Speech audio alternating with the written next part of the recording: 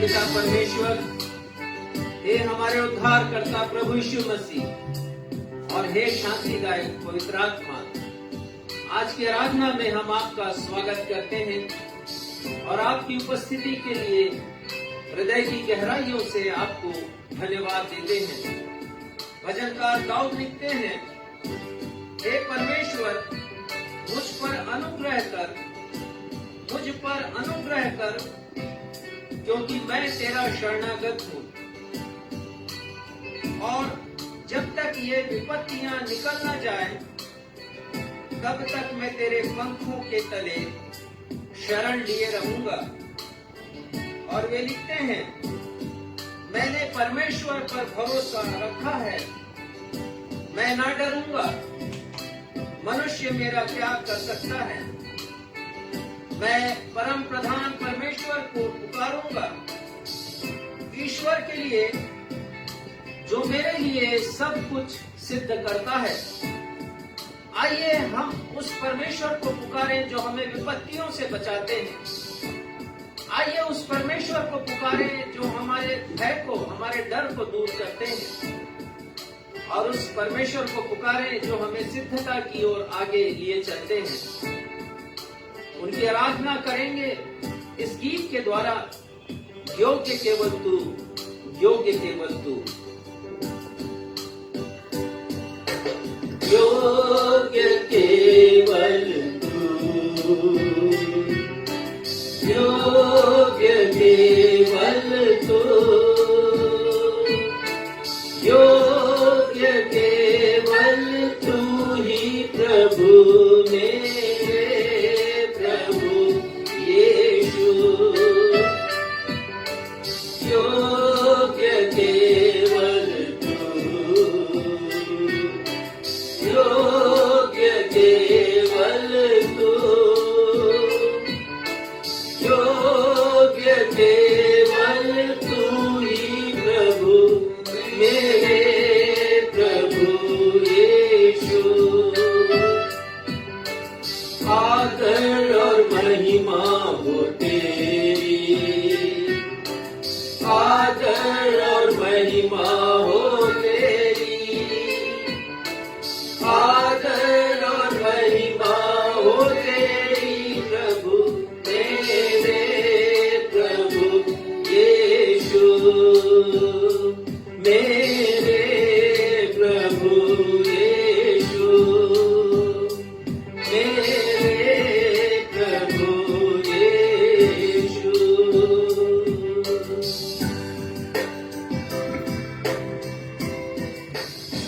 नवजीवन evangelical church की 106th online रविवारी आराधना में मैं आकांक्षा सक्षम मसीह आप समस्त प्रभु भक्तों का अपने उद्धारकर्ता प्रभु यीशु मसीह के महान और सामर्थी नाम में स्वागत करती हूँ एवं आप सभी को जय यीशु, यीशु सहाय, शालोम, जय मसीह की और प्रेज द लॉर्ड कहती हूँ। प्रिय भाइयों और बहनों, हम सब पिछले 2 रविवारों से बाइबल के श्रेष्ठ गीत नामक किताब के 2 अध्याय के 15वें पद पर विचार कर रहे हैं। हमने सीखा है कि छोटी लोमड़ियां हमारे जीवन के छोटे छोटे पाप हैं। जिस प्रकार छोटी लोमड़ियां दाग अर्थात अंगूर की बारी के फूलों को नष्ट करती है, उसी प्रकार हमारे जीवन के छोटे पाप हमारे आत्मिक जीवन के फूलों को नष्ट कर देती है, ताकि वे फल में परिवर्तित ना हो सके। प्रभु यीशु मसीह ने यूहन्ना के 15वें अध्याय में हमें फल लाने की शिक्षा दी है। लेकिन यदि फूल ही नष्ट हो गए तो आत्मिक फलों से अपने जीवन को कैसे सुसज्जित कर सकते हैं। इसलिए आज हमारे पास्टर साहब आप सभी को बतलाएंगे कि हम छोटे छोटे पापों को अपने जीवन में प्रवेश करने से कैसे रोक सकते हैं। अतः कृपया आज के संदेश को अवश्य सुनिएगा ताकि आप भी अपने जीवन में आत्मिक फलों को ला सकें। आइए इस समय हम सब मिलकर एक गीत गाएं गीत के शब्द है, गुनाहों से दबा हुआ, खौफ से भरा हुआ, यीशु तू जो छू ले मुझको तो आजाद मैं हो जाऊं।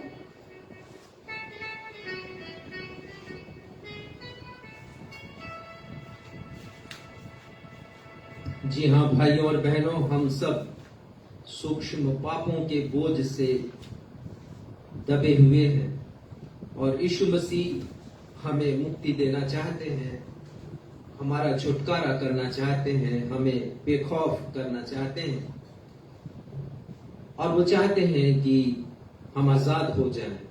आइए इस गीत को गाएं हम सब, जो एक बड़ा हृदय स्पर्शी गीत है और इसके शब्दों के प्रवाह में हम भी खो जाएं और हृदय की गहराइयों से इसे गाएं।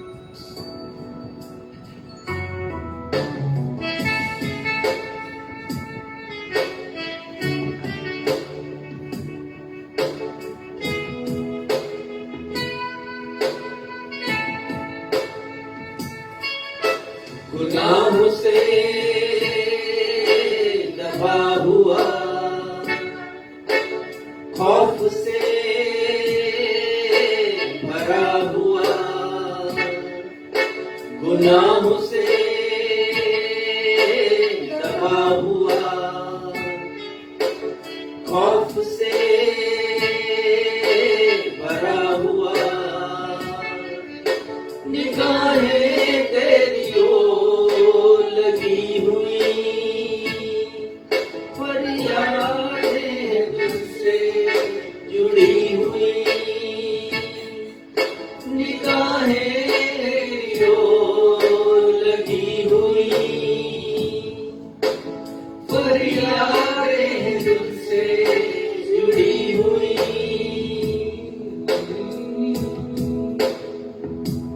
यीशु तू जो छू ले मुझको तो मैं आजाद हो जाऊं, यीशु तू जो छू ले मुझको तो मैं बेखौफ हो जाऊं, यीशु तू जो छू ले मुझको तो मैं आजाद हो जाऊं, यीशु तू जो छू ले मुझको तो मैं बेखौफ हो जाऊं।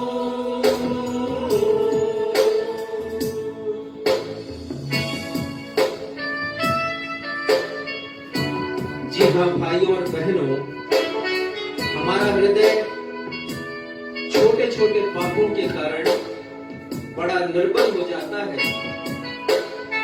और हम सब कुछ धीरे धीरे खोते जाते हैं। हम प्रार्थना करें, जैसे प्रार्थना राजा दाऊद ने की, हम विनती करें परमेश्वर से कि वो हमें बचा दे, हमारा छुटकारा करे।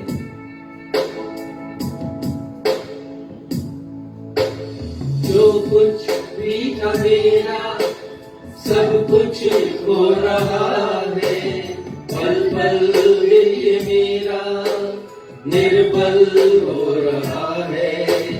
जो कुछ भी था मेरा सब कुछ खो रहा है, पल पल ये मेरा निर्बल हो रहा है। दुआएं तुझसे जो की है वो उम्मीद है मेरी, जिंदगी तुझसे यीशु फिर एक बार चाह रहा हूँ। यीशु तू जो छू ले मुझको तो मैं आजाद हो जाऊं, यीशु तू जो छू ले मुझको तो मैं बेखौफ हो जाऊं, यीशु तू जो छू ले मुझको तो मैं आजाद हो जाऊं, यीशु तू जो छू ले मुझको तो मैं बेखौफ हो जाऊं।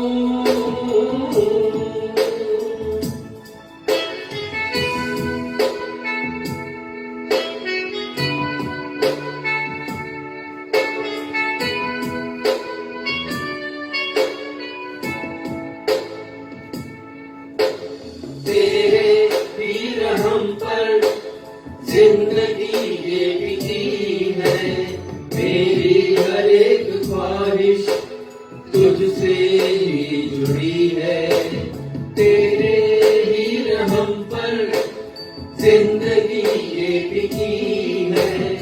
मेरी हर एक ख्वाहिश तुझसे ही जुड़ी है, तू ही मेरी सांसों का लंगर है यीशु।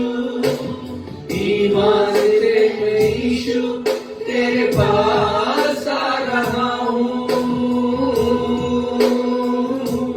यीशु तू जो छू ले मुझको तो मैं आजाद हो जाऊं। यीशु तू जो छू ले मुझको तो मैं बेखौफ हो जाऊं। यीशु तू जो छू ले मुझको तो मैं आजाद हो जाऊं। यीशु तू जो छू ले मुझको तो मैं बेखौफ हो जाऊं।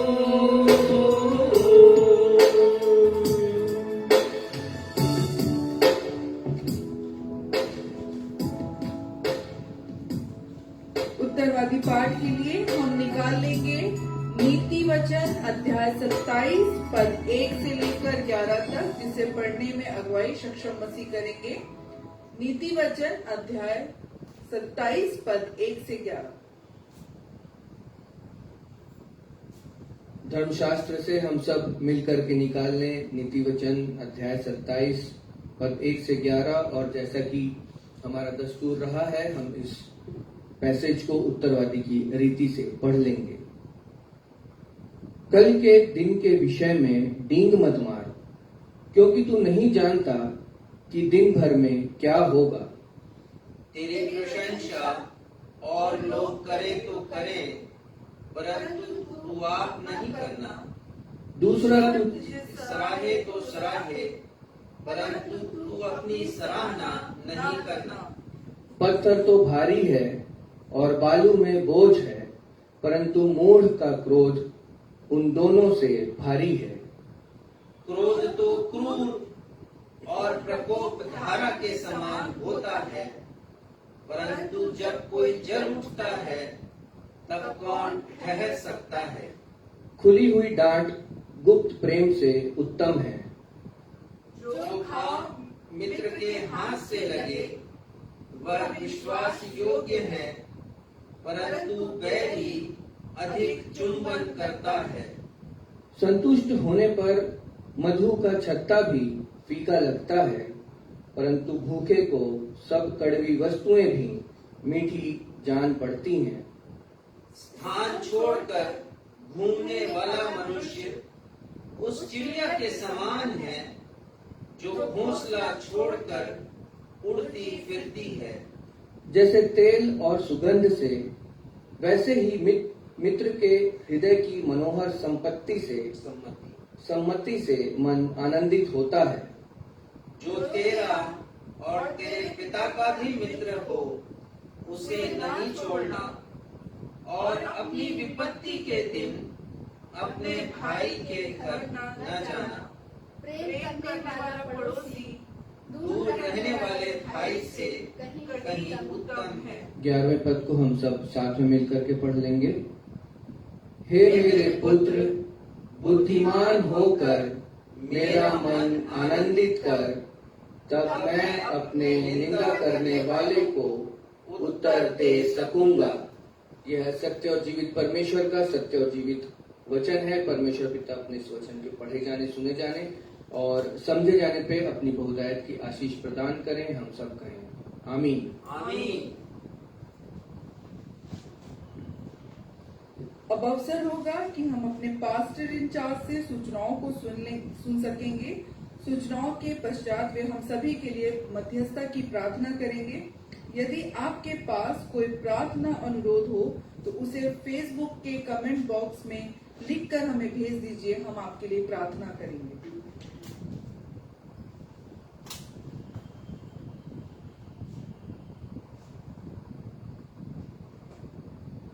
नवजीवन इवेंजलिकल चर्च की 106वीं 106 ऑनलाइन आराधना में मैं आप सभी दर्शकों का स्वागत करता हूं और आप सभी को प्रेज द लॉर्ड कहता हूं। Praise the Lord.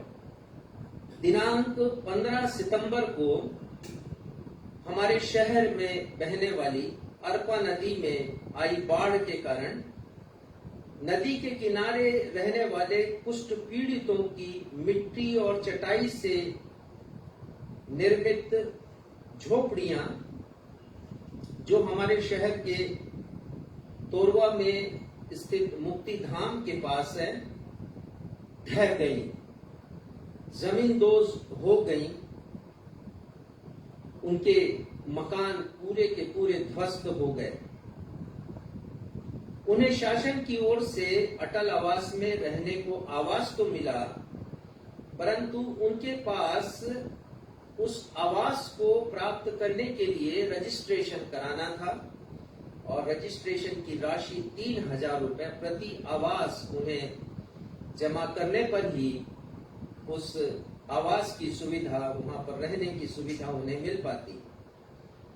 पर जैसा हमने आपको पहले भी बताया कि वे तो भिक्षावृत्ति पर आश्रित होते हैं और उनके पास पैसा नहीं। वो प्रतीक्षा कर रहे थे कि कोई आए और उनकी सहायता करे। मजबूरन उन्हें मुक्ति धाम के टिन शेड में, जहां पर डेड बॉडीज को जलाया जाता है, वहां पर उन्हें रहना पड़ा।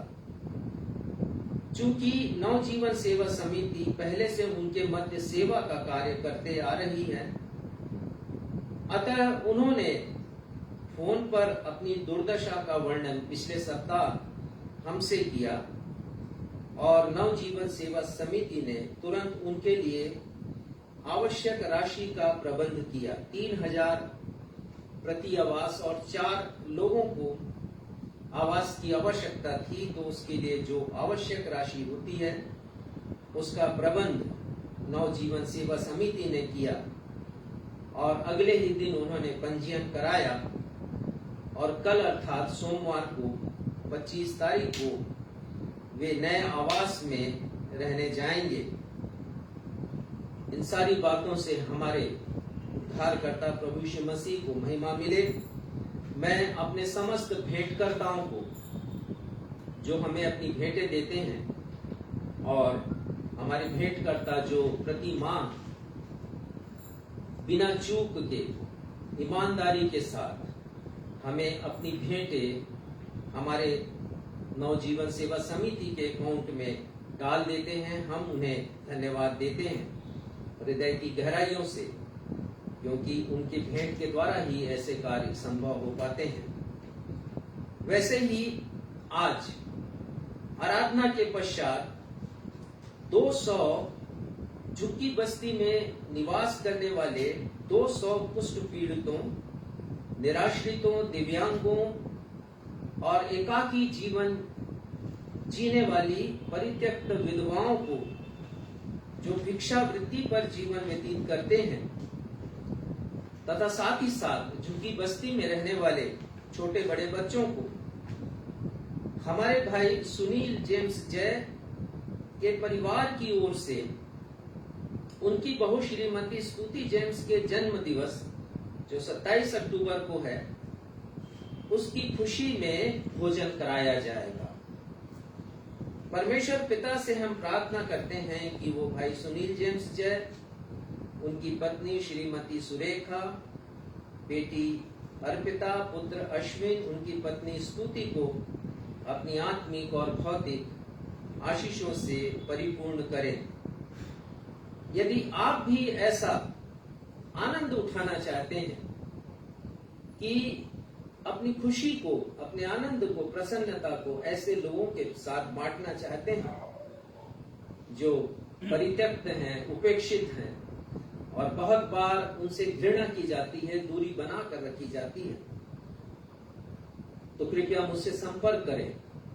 यदि आप अपने जन्मोत्सव को, क्षमा करेंगे, जन्म दिवस को, बच्चे के जन्मोत्सव को, विवाह की वर्षगांठ को या नए भवन के लिए के अवसर पर आप अपनी खुशियों को बांटना चाहते हैं ऐसे लोगों के साथ, तो हम आपका स्वागत करते हैं और आप हमसे संपर्क कर सकते हैं। जो तारीख हमारे पास अभी उपलब्ध है वो जनवरी के बाद उपलब्ध है और आप यदि चाहते हैं कि ऐसे लोगों के साथ अपनी पारिवारिक खुशियों को मनाएं, तो कृपया हमसे संपर्क करें। आप हमारे साथ चलेंगे, आप देखेंगे कि किस तरह हम इस आयोजन को करते हैं। नवजीवन सेवा समिति ने पटना के रहने वाले और वर्तमान में जमशेदपुर में रहने वाले विश्वासी भाई सचिन कुमार, जो पोलियो ग्रस्त हैं, उनकी आवश्यकताओं को पूरा करने के लिए कल सहयोग राशि भेजी है। उन्होंने लिखा कि उनके पास नौकरी नहीं है, वे विश्वासी हैं। मसीह विश्वास के कारण उनके परिवार के लोगों ने, जो पटना में रहते हैं, उन्हें घर से निकाल दिया है और वे अकेले रहते हैं, काम की तलाश में जमशेदपुर में हैं। और उन्होंने बोला कि उनके पास इतना पैसा नहीं है कि वो अपने मकान का किराया दे सकें या भोजन वस्तु खरीद सकें। कल जो राशि हमने भेजी उनके भोजन वस्तु के लिए थी और उन्होंने भोजन वस्तु खरीदा है उस दुकान से, और उस दुकान को ही हमने पेमेंट किया है उस फोन पे के द्वारा। प्रार्थना अनुरोध इस प्रकार है, तो हम प्रार्थना करें सचिन कुमार अपने भाई के लिए कि परमेश्वर उनकी आवश्यकताओं को पूरा करे। उन्हें नौकरी मिली है और कहा गया है कि 11 नवंबर से वो नौकरी पर आए और तब तक का उनका जो भी खर्च है, हम समझते हैं कि जो राशि हमने भेजी है उनके लिए पर्याप्त होगी। प्रार्थना अनुरोध, अन्य प्रार्थना अनुरोध इस प्रकार है। बेटी गीता कश्यप के लिए हम प्रार्थना करें। विगत 1 माह से उन्हें बुखार है और वो कह रही हैं कि वो बुखार जा नहीं रहा है। उन्हें प्रभु यीशु मसीह की सामर्थ पर बड़ा यकीन है और पहले भी उन्हें चंगाई मिली है और वो उन्होंने कहा है कि उनकी चंगाई के लिए प्रार्थना की जाए। प्रार्थना करें हम पास्टर गौतम भास्कर की पत्नी बहन एस्तर भास्कर के लिए। वे भी बीमार हैं और परमेश्वर पिता प्रभु यीशु मसीह के द्वारा उन्हें स्पर्श करें और उन्हें चंगाई प्रदान करें। हम प्रार्थना करते हैं भाई नोएल सालोमन के बेटे अभिषेक सालोमन के लिए, और उन्होंने कहा कि प्रार्थना करें कि छत्तीसगढ़ स्टेट के अंडर 19 में क्रिकेट खेल में उनका सिलेक्शन हो सके। तो परमेश्वर पिता से प्रार्थना करते हैं कि उस युवा बेटे को ऐसा अवसर प्रदान करें कि उसका सिलेक्शन हो सके। प्रार्थना करते हैं पास्टर प्रदीप मसीह के लिए, जिनके फर्स्ट फ्लोर निर्माणाधीन मकान के फर्स्ट फ्लोर की छत की ढलाई आज है। प्रार्थना करें कि वो मजबूत ढलाई हो सके और जो भी आर्थिक आवश्यकताएं हैं हमारे पास्टर भाई की, वो पूरी हो सके। धन्यवाद। धन्यवाद के जो विषय हैं वो इस प्रकार से हैं और हमें धन्यवादी भेंटें भी प्राप्त हुई हैं। परमेश्वर पिता को हम उन सभी भेंटकर्ताओं के लिए हृदय की गहराइयों से धन्यवाद देते हैं और प्रार्थना करते हैं कि परमेश्वर पिता उन सभी को, जिनके नाम अभी मैं पढ़ूंगा, अपनी आत्मिक और भौतिक आशीषों से परिपूर्ण करे। भाई सुरेश हंटर के परिवार की ओर से उनके पुत्र अंकित के विवाह के अवसर पर भेंट प्राप्त हुई है, धन्यवाद की भेंट। बेटी आकांक्षा सक्षम राहुल के प्रोटीन जोन से धन्यवाद की भेंट, जो प्रति माह वे देते हैं अपनी आय का एक हिस्सा, वो भी हमें सेवा के लिए, सेवकाई के लिए प्राप्त हुआ है। बेटे क्षितिज और उनकी पत्नी डॉक्टर शेफाली एवं बेटे सुमित और उनकी पत्नी प्रियंका ने अपना वेडिंग एनिवर्सरी मनाया है और उनकी भेंटें भी प्राप्त हुई हैं। परमेश्वर पिता अपनी आशीषें इन सभी को प्रदान करे। भाई योगेश आनंद की बेटी का एडमिशन चंडीगढ़ के नामी होटल मैनेजमेंट कॉलेज में हुआ है, इंस्टीट्यूट में हुआ है। हम प्रार्थना करते हैं कि वो अपने इस अध्ययन को बड़ी गंभीरता के साथ और अच्छे डिस्टिंक्शन के साथ वो उत्तीर्ण करे और ताकि उसका भविष्य उज्जवल हो सके।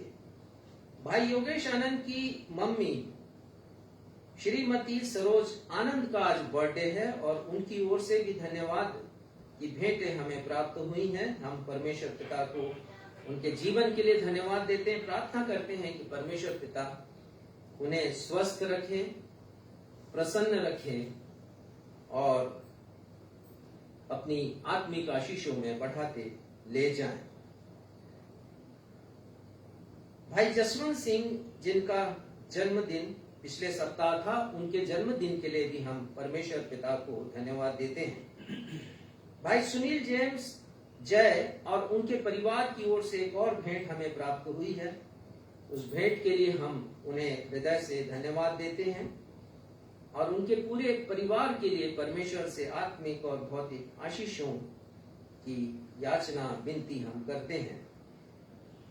धन्यवाद का एक और विषय है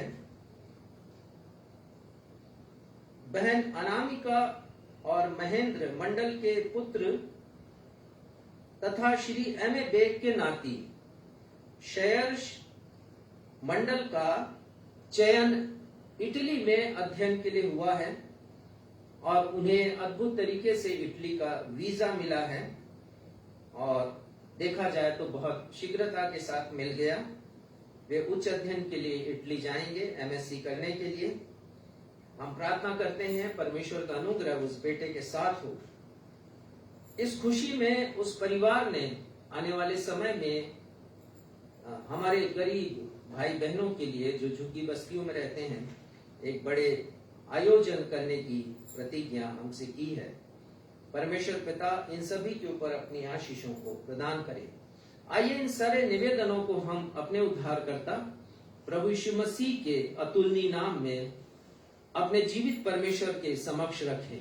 हे पिता, राजा दाऊद के समान हम भी प्रार्थना करते हैं कि आप हम पर अनुग्रह करें, हम पर अनुग्रह करें पिता, हमारी सहायता करें जब हम पर विपत्तियां आती हैं, हमारी सहायता करें पिता जब हम डरे हुए होते हैं, हमारी सहायता करें पिता जब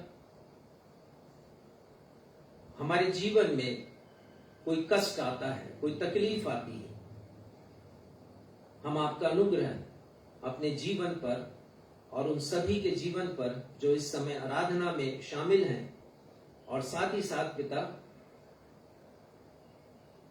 उनके परिवारों के ऊपर आपका अनुग्रह निश्चित रूप से बना रहे। सारे निवेदनों को हम अपने उद्धारकर्ता प्रभु यीशु मसीह के नाम में आपके सिंहासन तक पहुंचाते हैं। प्रार्थना करते हैं पिता कि ये सब आपको ग्रहण योग्य हो। जो विनती हमने की है आप तो उन्हें सालों से ही नहीं सदियों से जानते हैं, युगों से जानते हैं। आज के दिन को जब हमारे होठों से इन विनतियों का उच्चारण हुआ है, परंतु आप चाहते हैं पिता कि हम जो आपकी संतान है अपनी आवश्यकताओं को आपके समक्ष रखें। प्रार्थना करते हैं पिता मुक्तिधाम तोरवा के उन 4 परिवारों के लिए जिन्हें नया आवास मिला है और उसमें नवजीवन सेवा समिति की सहभागिता रही है। उनके चेहरे पर मुस्कान लाने के लिए हम धन्यवाद देते हैं अपने प्रत्येक दानदाताओं के लिए, उन हरेक लोगों के लिए पिता जो उनके भोजन की व्यवस्था करते हैं, उन हरेक लोगों के भेंट के लिए पिता जिनके द्वारा हम जरूरतमंदों तक पहुंच सकते हैं और किसी के दुखी चेहरे पर, निराश चेहरे पर हम आशा और प्रसन्नता ला सकते हैं। हमारे हरेक भेंटकर्ताओं के ऊपर आपकी आशीष का हाथ हो और होने दीजिए पिता नवजीवन इवेंजलिकल चर्च और नवजीवन सेवा समिति के प्रयासों के द्वारा हम न सिर्फ लोगों की भौतिक आवश्यकताओं को पूरा करें, परंतु वचन के प्रचार के द्वारा हम उनकी आत्मिक आवश्यकताओं को भी पूरा करें, आत्मिक रूप से उन्हें सबल बना सकें, आत्मिक रूप से हम उन्हें दृढ़ कर सकें, मजबूत बना सकें। ऐसी कृपा सब पर कीजिए।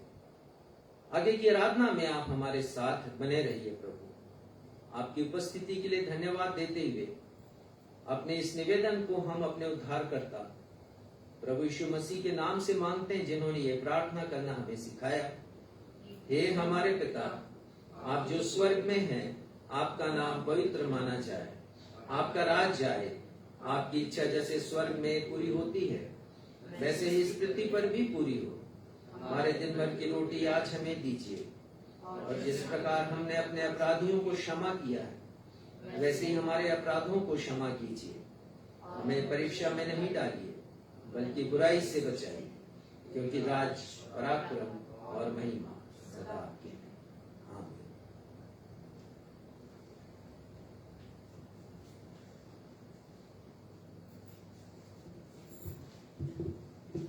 आइए अब हम सभी अपने अपने भेंटों एवं धन्यवादी भेंटों को अर्पित करें।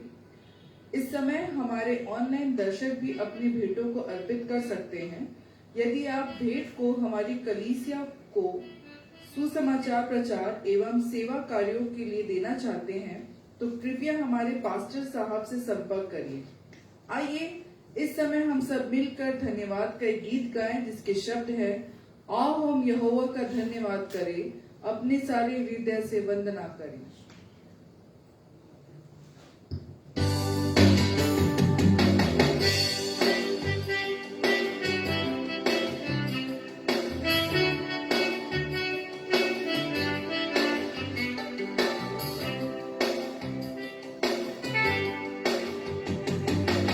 आओ हम यहोवा का धन्यवाद करें, अपने सारे हृदय से वंदना करें। आओ हम यहोवा का धन्यवाद करें, अपने सारे हृदय से वंदना करें। उसके फाटकों में स्तुति करें और ललकारें, उसके फाटकों में स्तुति करें और ललकारें।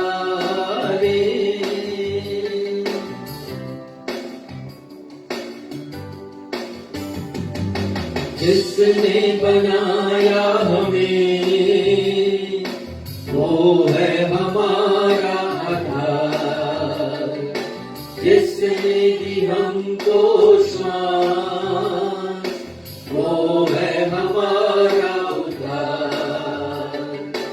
उसकी हो जय जय हो आराधना, वो है सभी का प्रधान। उसकी हो जय जय हो आराधना, वो है सभी का प्रधान। आओ हम यहोवा का धन्यवाद करें, अपने सारे हृदय से वंदना करें। आओ हम यहोवा का धन्यवाद करें, अपने सारे हृदय से वंदना करें। उसके फाटकों में स्तुति करें और ललकारें, उसके फाटकों में स्तुति करें और ललकारें।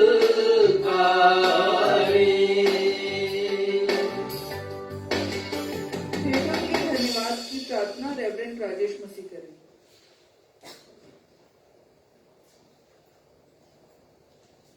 ये हमारे पिता भजनकार के समान आज हमारे हृदय के विचार भी हैं, और हम आपको धन्यवाद देते हैं, आपकी स्तुति करते हैं, आपकी वंदना करते हैं, तारीफ करते हैं, जय जयकार करते हैं प्रभु, क्योंकि आप सर्वथा इसके योग्य परमेश्वर हैं। आपके फाटकों के भीतर, आपके आंगनों में, आपके भवन में पिता, हमारा हृदय आनंद से भरा है आपकी उपस्थिति से, उन उपकारों से जो आप हमारी जिंदगी में करते हैं। पिता, हम धन्यवाद देते हैं कि मसीही परिवारों में बचपन से सिखाया जाता है कि जब भी हम आपके सन्मुख आए तो अपने धन्यवादी हृदय को प्रकट करने के लिए अपने साथ कुछ भेंट लेकर के आए, और भेंट ऐसा जिसे हम बहुत ज्यादा प्यार करते हैं, जिसे इस दुनिया की भाषा में रुपए कहा जाता है, हमारे देश में पैसा कहा जाता है, धन कहा जाता है। और पिता, हम इस समय इस धन को लेकर के आए हैं ताकि ये धन आपके बेटे प्रभु यीशु मसीह के नाम की महिमा में और उनके राज्य के विस्तार में खर्च किया जा सके। पिता, प्रार्थना करते हैं हर एक उन हाथों के लिए जिन्होंने इन भेंटों को अर्पित किया है। साथ ही साथ पिता, हम अपने हर एक भेंटकर्ताओं के लिए, जिनकी भेंटों के द्वारा हम सहायता का काम करते हैं, वचन के प्रकाश में बहुत से लोगों को लेकर आते हैं, उनके जीवन के अंधकार को हम दूर करते हैं, उन सभी के ऊपर आपकी कृपा हो। इस समय हमारे जितने भी दर्शक हैं और जिन्होंने अपनी भेंटें दी हैं, वो चाहे हमें दें या कहीं और दें, सभी के ऊपर अपनी आशीष का हाथ रखें। और होने दीजिए पिता कि हम दूसरों की सहायता करने के लिए आपके वचन के अनुसार हमेशा तैयार रहें। आगे की आराधना को हम आपके सामर्थी हाथों में सौंपते हुए धन्यवाद के साथ आपसे इस विनती को मांगते हुए अपनी इस प्रार्थना प्रभु यीशु मसीह के नाम से मांगते हैं। सुनिए और कबूल कीजिए। आमीन। आमीन।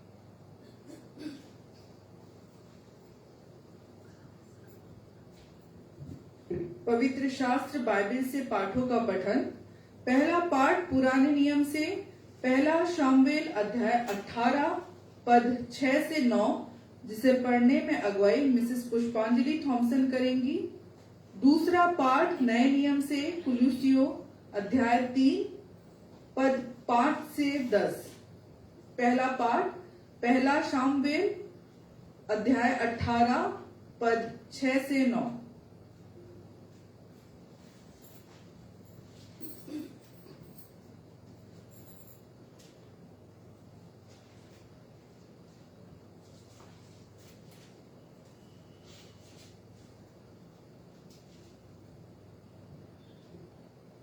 मैं आपके समक्ष पढ़ लूंगी पहला शमूएल 18वां अध्याय पद 6 से 9।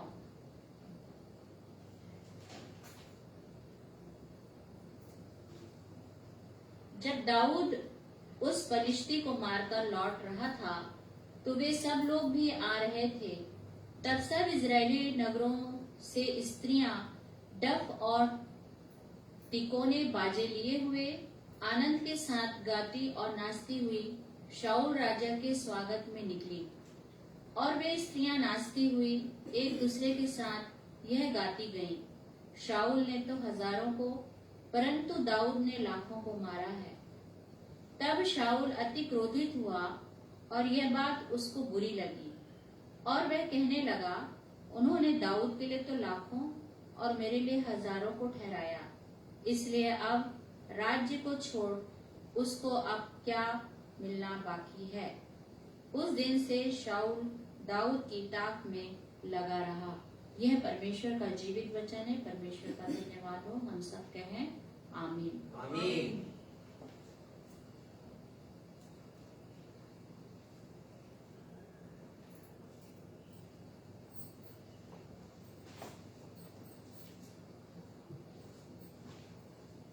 प्रभु यीशु मसीह के मधुर नाम में आप सबों को जय मसीह की।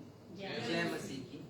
मैं धर्मशास्त्र के नए नियम से पढ़ूंगी कुलुसियों उसका 3रा अध्याय पद 5 से 10 पद तक। यहाँ पर इस प्रकार लिखा है, इसलिए अपने उन अंगों को मार डालो जो पृथ्वी पर है, परंतु व्यभिचार, अशुद्धता, दुष्कामना, बुरी लालसा और लोभ को जो मूर्ति पूजा के बराबर है।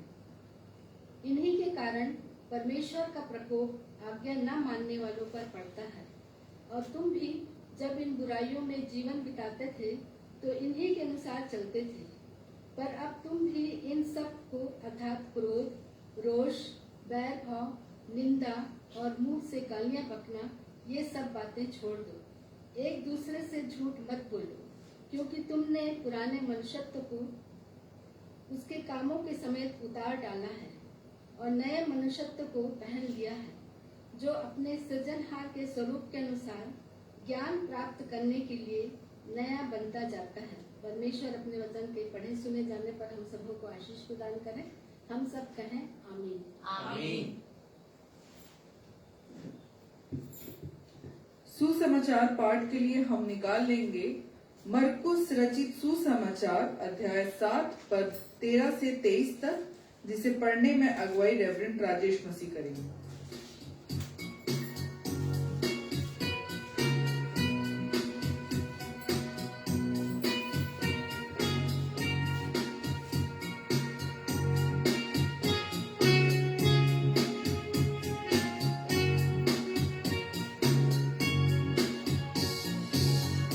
वचननु वचन को मंगल सुसमाचार।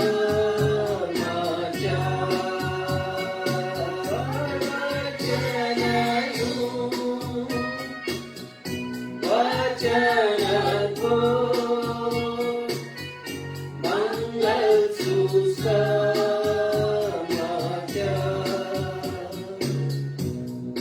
आज का सुसमाचार का पाठ मरकुस रचित सुसमाचार उसका 7वां अध्याय, उसकी पद संख्या 13 से लेके पद संख्या 23 तक। और यहाँ इस प्रकार लिखा है, इस प्रकार तुम अपनी रीतियों से जिन्हें तुमने ठहराया है परमेश्वर का वचन टाल देते हो और ऐसे ऐसे बहुत से काम करते हो। और उसने लोगों को अपने पास बुलाकर उनसे कहा, तुम सब मेरी सुनो और समझो। ऐसी तो कोई वस्तु नहीं जो मनुष्य में बाहर से समाकर उसे अशुद्ध करे, परंतु जो वस्तुएं मनुष्य के भीतर से निकलती हैं वे ही उसे अशुद्ध करती हैं। यदि किसी के सुनने के कान हो तो सुन ले।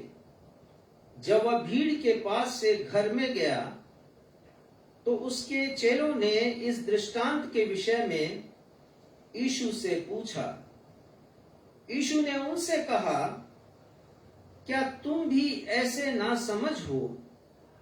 क्या तुम नहीं समझते कि जो वस्तु बाहर से मनुष्य के भीतर जाती है वह उसे अशुद्ध नहीं कर सकती, क्योंकि वह उसके मन में नहीं परंतु पेट में जाती है और संडास से निकल जाती है।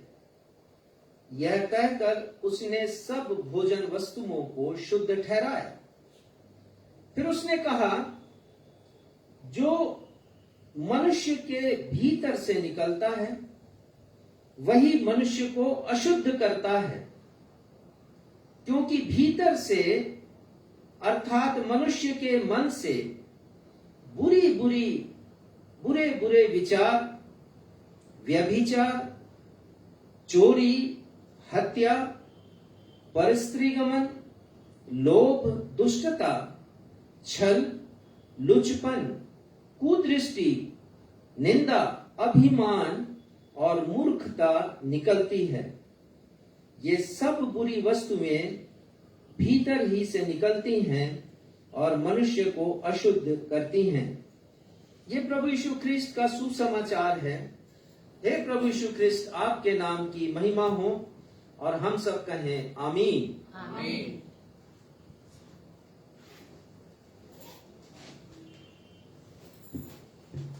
अब हम सभी के लिए सुनहरा समय होगा कि हम सप्ताह भर की आत्मिक ऊर्जा प्राप्त करने के लिए रेवरेंड राजेश मसीह से संदेश सुनेंगे। संदेश का विषय है, हम छोटे पापों को अपने जीवन में आने से कैसे रोक सकते हैं। How we can prevent insignificant sin to enter into our lives. परंतु इसके पहले कि हम संदेश सुने, आइए संदेश से ताल्लुक रखता हुआ एक गीत गाएं। गीत के शब्द हैं, तेरी आराधना करूं, तेरी आराधना करूं, पाप क्षमा कर जीवन दे दे, दया की याचना करूं।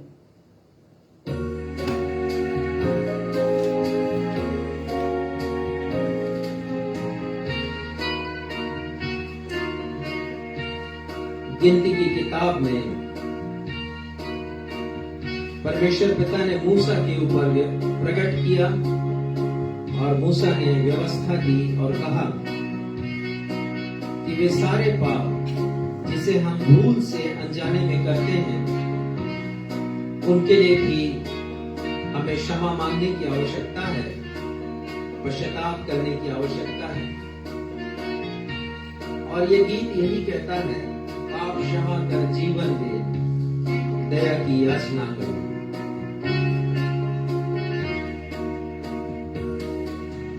तेरी आराधना करूं, तेरी आराधना करूं, पाप क्षमा कर जीवन दे, दया की याचना करूं, तेरी आराधना करूं, तेरी आराधना करूं, पाप क्षमा कर जीवन दे, दया की याचना करूं, तेरी आराधना करूं।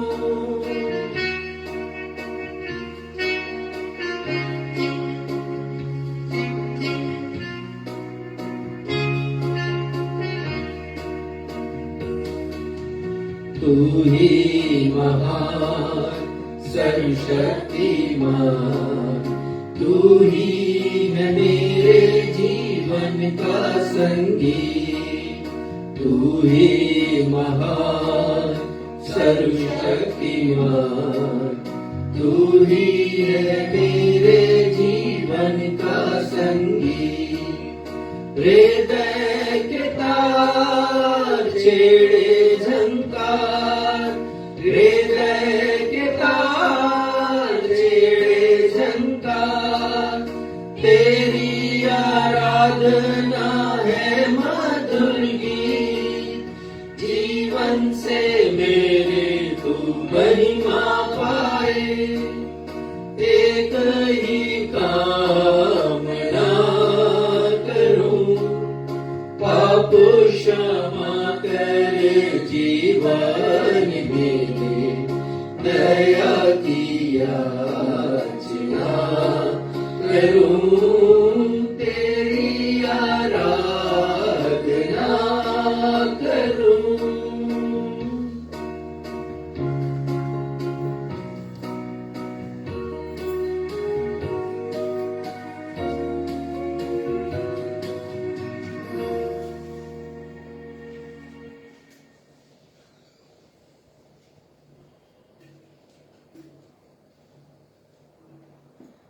हम पिछले 2 रविवारों से श्रेष्ठ गीत नामक किताब के दूसरे अध्याय की पद संख्या 15 पर विचार कर रहे हैं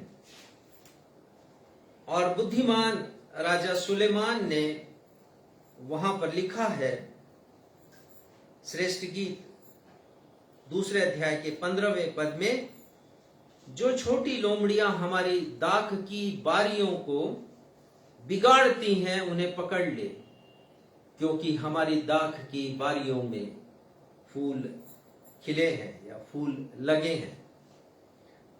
हमने इस पद के शाब्दिक अर्थ को देखा और जाना कि यहां पर निर्देश दिया जा रहा है कि लोमड़ियों को केवल छोटा जानकर नजरअंदाज नहीं करो, निग्लेक्ट नहीं करो। वे छोटी अवश्य हैं, परंतु यदि एक बार दाख की बारी में उन्होंने येनकेन प्रकारेण प्रवेश पा लिया तो वे दाख पाने या दाख खाने की लालसा में दाख की बारियों को रौंद सकती हैं, बिगाड़ सकती हैं उन फूलों को जो ताजा ताजा खिले हैं और वो छोटे छोटे अंगूर के फलों में तब्दील हुए हैं। हमने इस पद के आत्मिक अर्थ पर भी विचार किया और सीखा कि छोटी लोमड़ियों का आत्मिक अर्थ हमारे जीवन के वे सूक्ष्म पाप हैं, वे छोटे छोटे पाप हैं जिन्हें हम नगण्य समझते हैं, अपनी जिंदगी में महत्वहीन समझते हैं, और छोटा समझकर अक्सर हम उसे नजरअंदाज कर देते हैं, उसे गिनती में नहीं लेते, उसे महत्वहीन हम जानते हैं, गंभीरता से नहीं लेते, अनदेखा कर देते हैं अपनी जिंदगी में। परंतु ये सूक्ष्म पाप हमारे जीवन को तबाह कर सकते हैं, रौंद कर सकते हैं और नष्ट कर सकते हैं। ये सब हमने सीखा है पिछले रविवारों में। और पिछले रविवार हमने 3 बिंदुओं के ऊपर भी विचार किया और हमने सीखा कि हमें सूक्ष्म या छोटे समझे जाने वाले पापों को,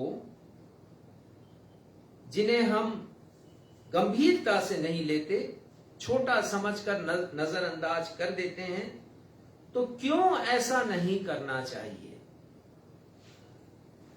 क्यों उसे गंभीरता से लेना चाहिए।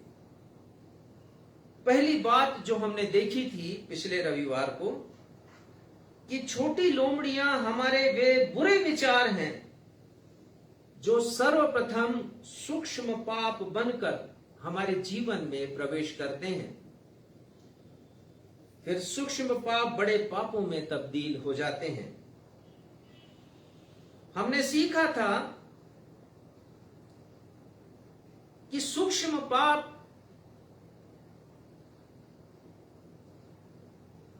हमारे मन की या हमारे हृदय की उपजाऊ भूमि पर बुरे विचारों के द्वारा पनपते हैं। हमने 10 सूक्ष्म पापों के विषय में पिछले रविवार को सीखा सतही रूप से, परंतु आज हम गहन रूप से इसकी व्याख्या को समझेंगे, इसके अर्थ के ऊपर हम जाएंगे। दूसरी बात जो पिछले रविवार हमने सीखा कि सूक्ष्म पापों का सबसे बुरा प्रभाव हमारी आत्मा पर होता है। भले इनका जन्म उदय हमारे मन के विचारों से होता है, लेकिन जो प्रभाव है हमारी आत्मा के ऊपर होता है और हमारी आत्मा को ये अपवित्र करते हैं। तीसरी बात, हमें अपनी आत्मा को सूक्ष्म पापों से दागदार नहीं बनाना है, परंतु उसे आत्मा के फलों से सुसज्जित करना है। हमने सीखा था कि हमारी आत्मिक दाख की बारी छोटी लोमड़ी या सूक्ष्म पापों के कारण असुरक्षित है और वो वुल्नरेबल कंडीशन में है, खतरे की स्थिति में हमेशा बनी रहती है। और हमने सीखा कि यदि फूल ही झड़ गए तो फिर फल कहां से उत्पन्न होंगे। उसी प्रकार हमारा प्रभु यीशु मसीह में जीवन सूक्ष्म पापों के कारण हमेशा असुरक्षित और खतरे में रहता है। यदि हमारे आत्मिक जीवन के फूल ही नष्ट हो गए तो फिर फल, जिसे हम आत्मा के फल कहते हैं, जो हमारे जीवन को, मसीह जीवन को चरित्रवान बनाते हैं, वो कहां से आएंगे। हमने सीखा कि प्रभु यीशु मसीह ने हमें फलवंत होने की आज्ञा दी है, फल लाने की, बहुत सा फल लाने की आज्ञा दी है। और जब हम फल लाते हैं तभी मेरे और आपके मसीहियत का अर्थ है। और यदि फल विहीन जीवन है मेरा और आपका, तो मसीहियत केवल एक औपचारिकता है, अर्थहीन है। इन दोनों संदेशों का वीडियो उपलब्ध है। यदि आपने देखा है तो कोई हर्ज नहीं, दोबारा जरूर से देखिए, सुनिए। YouTube पर और Facebook पर मेरे प्रोफाइल पर ये उपलब्ध है, अवश्य आप इसे सुनिएगा। जिन्होंने नहीं सुना, पहली बार आज आराधना में हमारे साथ शामिल हैं, उनसे भी मैं अनुरोध कर रहा हूं कि अवश्य सुने। और जब आप उसे सुनेंगे तब ये जो तीसरा संदेश है हमारा छोटी लोमड़ियों के ऊपर, द लिटिल फॉक्सेस के ऊपर, उसे आप अच्छे से समझ सकेंगे। आज जिस विषय के ऊपर हम ध्यान केंद्रित करेंगे वो है, हम अपने जीवन में सूक्ष्म पापों को प्रवेश करने से कैसे रोक सकते हैं। आखिर कैसे रोकें हम सूक्ष्म पाप के ऊपर। हमने बहुत सी बातों को सीखा है, मनन किया है पिछले 2 रविवारों से। अब प्रश्न उठता है कि हम इसे कैसे रोकें। ये पाप तो प्रवेश करना चाहते हैं हमारी जिंदगी में, हमारी जिंदगी को, आत्मिक जिंदगी को तबाह करना चाहते हैं, नष्ट करना चाहते हैं। हम कैसे रोकें? How we can prevent the insignificant sin to enter into our lives. हम ऐसे पापों को जो कि हमारे लिए बहुत बार महत्वहीन होते हैं, बहुत बार हमारे लिए नेग्लिजिबल होते हैं, हम कैसे रोकें। आज हम कुछ सूक्ष्म पापों पर गहराई से अध्ययन करेंगे, अर्थात गहन अध्ययन करेंगे वचन के द्वारा, और विवेचना करेंगे कि हम इन सूक्ष्म पापों को अपने जीवन में आने से कैसे रोक सकते हैं। हमें ध्यान देने की आवश्यकता है 2 बातों की। पहली बात यह है कि वचन कहता है कि हमें आत्मिक फलों से सुसज्जित रहना है, और आत्मिक फलों से इसलिए सुसज्जित रहना है या फलवंत तो होना है या फल लाना है, क्योंकि ये छोटे छोटे पाप चरित्र निर्माण में, मसीही चरित्र के निर्माण में सबसे बड़ी बाधा है। हमारा चरित्र निर्माण होगा ही नहीं यदि ये फल नहीं लगे हमारे जीवन में, जिसके बारे में संत पौलुस लिखते हैं गलातियों की किताब 5वां अध्याय और उसके 22 और 23 पद पे, आत्मा का फल प्रेम, आनंद, मेल, धीरज, कृपा, भलाई, विश्वास, नम्रता और संयम है। ये हमारे चरित्र का निर्माण करते हैं, आत्मिक मसीही जीवन के चरित्र का निर्माण करते हैं। तो हमें सुसज्जित रहना है। पहली बात, हमें मसीहियत की असलियत को संसार के समक्ष प्रस्तुत करना है।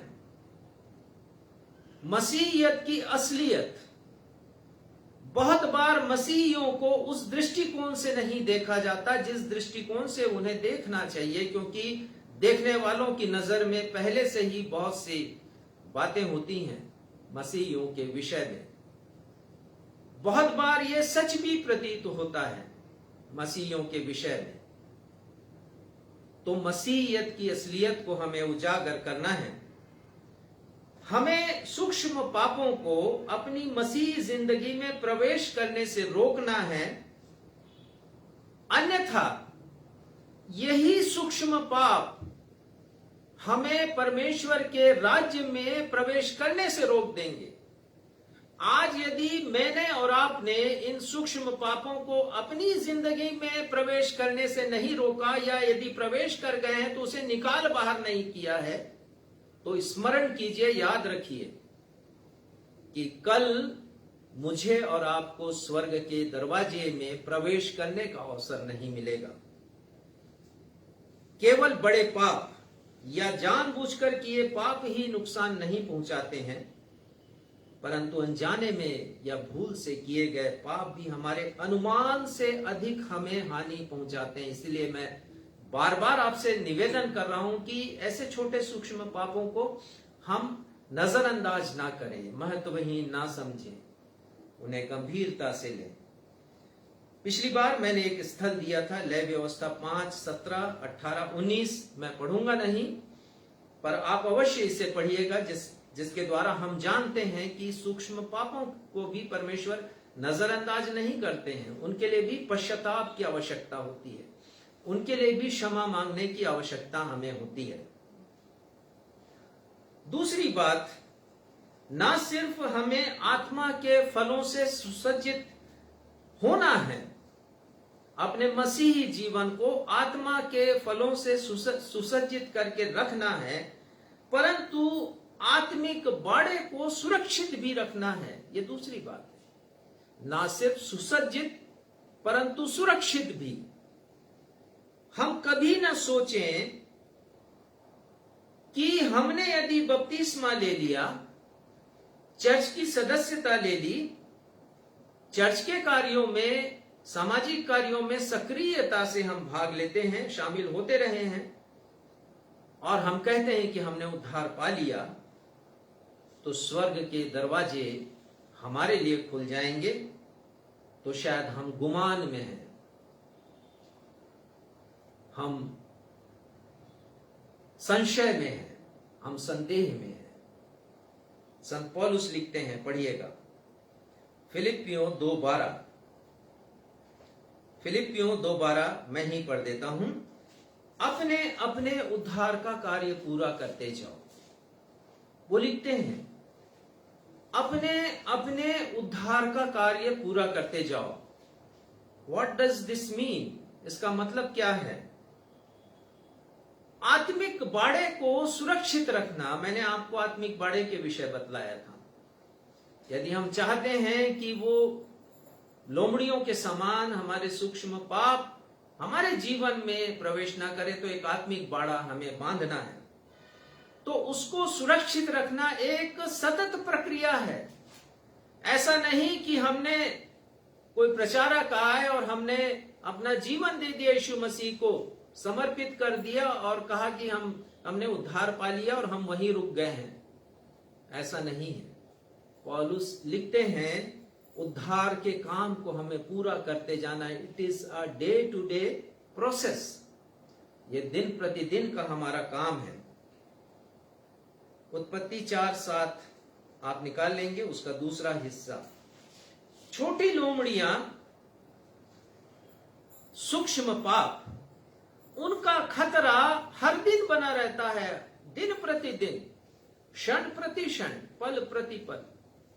उनका खतरा मेरे और आपके आत्मिक जीवन को हमेशा बना रहता है। परमेश्वर पिता ने कैन से कहा, पढ़िएगा, और यदि तू भला ना करे तो पाप द्वार पर छिपा रहता है। परमेश्वर पिता ने कैन से कहा जब उसने अपने भाई हाबिल की हत्या की। परमेश्वर कहते हैं कि पाप द्वार पर छिपा रहता है, मतलब हमेशा हम जोखिम में हैं, मेरा और आपका जीवन, इसलिए सुरक्षित रखने की आवश्यकता है। और परमेश्वर कहते हैं उसके आगे, और उसकी लालसा तेरी ओर होगी। उसकी अर्थात पाप की लालसा तेरी ओर होगी। समझाना चाहूंगा इसे। एम्प्लीफाइड बाइबल में आया है, its desire is to overpower you. पाप हमेशा हमारे ऊपर राज करना चाहता है। मेरी और आपकी जिंदगी पर पाप चाहता है कि अपना साम्राज्य बना ले, अपना राज्य बना ले। एक सूक्ष्म पाप होता है और फिर वो बड़े पाप में तब्दील होता है, फिर दूसरे सूक्ष्म पाप आ जाते हैं, फिर तीसरे आ जाते हैं। अनेक प्रकार की बुराइयां जीवन में प्रवेश कर जाती हैं और इस प्रकार पाप जिंदगी के ऊपर हावी हो जाता है। और उसके आगे, और तुझे उस पर प्रभुता करनी है। तुझे उस पर प्रभुता करनी है। ये कितनी अच्छी सामर्थ परमेश्वर ने मुझे और आपको दी है। यद्यपि पाप हमें ओवर रूल करना चाहता है, हम पर हावी होना चाहता है, लेकिन परमेश्वर ने मुझे और आपको एक सामर्थ दी है। और सामर्थ यह है कि मैं और आप पाप पर प्रभुता कर सकते हैं। हम पाप पर अधिकार कर सकते हैं। उसके हावीपन को मैं और आप पवित्र आत्मा की सहायता से भगा सकते हैं, दूर कर सकते हैं। NIV बाइबल में आया है, but you must rule over it. पाप के ऊपर मुझे रूल करना है, ये ध्यान रखिए। मुझे और आपको पाप के ऊपर रूल करना, उससे रूल नहीं होना है, उसका नियंत्रण हमारे जीवन में नहीं हो। नीति वचन 16 अध्याय 17वां पद। और कोई निकाल ले पहला पतरस 5:8। मैं नीति वचन पढ़ के सुनाता हूं, वहां पर क्या लिखा है। नीति वचन 16:7 में लिखा है, जो अपने चाल चलन की चौकसी करता वो अपने प्राण की रक्षा करता है। हम यहां देख रहे हैं कि ना सिर्फ फलों से हमें सुसज्जित होना है, फलवंत होना है, परंतु हमें अपने फलों की रक्षा भी करना है, आत्मिक फलों की। और नीति वचन में बुद्धिमान राजा सुलेमान लिखते हैं, जो अपने चाल चलन की चौकसी, मेरा और आपका बिहेवियर, मेरा और आपका आचरण, ये मसीही आचरण जिसकी चर्चा मैं आपसे कर रहा था, कि हमारा जीवन या मसीहियत की असलियत, आपको मैं बता रहा था मसीही जीवन की, उसकी चौकसी करना है। हमारा चाल चलन कैसा है, कहीं कोई सूक्ष्म पाप आकर के हमें बर्बाद तो नहीं कर रहा है। हम आगे चलकर देखेंगे कुछ सूक्ष्म पापों के विषय में गहन अध्ययन हम करेंगे, तब आप इसे अच्छी तरह समझेंगे। पहला पतरस 5:8। सचेत हो और जागते रहो, क्योंकि तुम्हारा विरोधी शैतान गरजने वाले सिंह के समान इस खोज में रहता है कि किसको फाड़ खाए। हाँ, देखिए वो तो तलाश में है कि कब वो एंटर कर ले हमारे जीवन में। और वो लिखते हैं संत पतरस की हमें सचेत होना है, सतर्क होना है, हमें जागते रहना है, हमें चौकन्ना रहना है कि कोई पाप हमारे जीवन में, सूक्ष्म पाप प्रवेश नहीं कर ले। मसीह जीवन को हमें न सिर्फ फलवंत बनाए रखना है, परंतु फलों से सुसज्जित रखना है और सुरक्षित रखना है। इब्रानी 12:1 आप निकाल लीजिए। बहुत अच्छी बात यहां पर इब्रानी के लेखक लिखते हैं, और वो 12वें अध्याय के पहले पद के अंतिम हिस्से में लिखते हैं कि वह दौड़ जिसमें हमें दौड़ना है, धीरज से दौड़े। इसका तात्पर्य यह है कि मसीही जीवन एक दौड़ है। जो मसीही जीवन मैं और आप जी रहे हैं वो एक दौड़ है। और वो कहते हैं कि जिस दौड़ में मैं और आप शामिल हैं वो स्प्रिंटर रेस नहीं है, वो तेज धावकों की दौड़ नहीं है, वो धीरज की दौड़ है।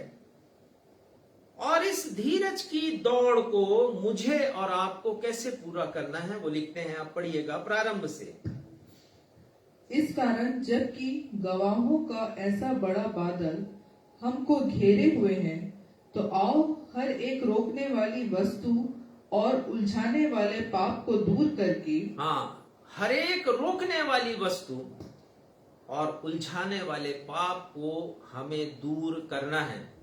हम क्या देख रहे हैं कि फलों से मुझे और आपको सुसज्जित होना है, फलों को हमें सुरक्षित रखना है। लेकिन इस जीवन यात्रा में जैसे हम आगे बढ़ते हैं मसीही जीवन में, तो इसके लेखक कहते हैं कि रोकने वाली वस्तु हमारे सामने आती है। ठीक वैसा ही दृश्य है जैसा कोई बाधा दौड़ हो, हर्डल रेस हो, कि सामने कई प्रकार की बाधाएं हैं और उसे पार करके मंजिल तक पहुंचना है।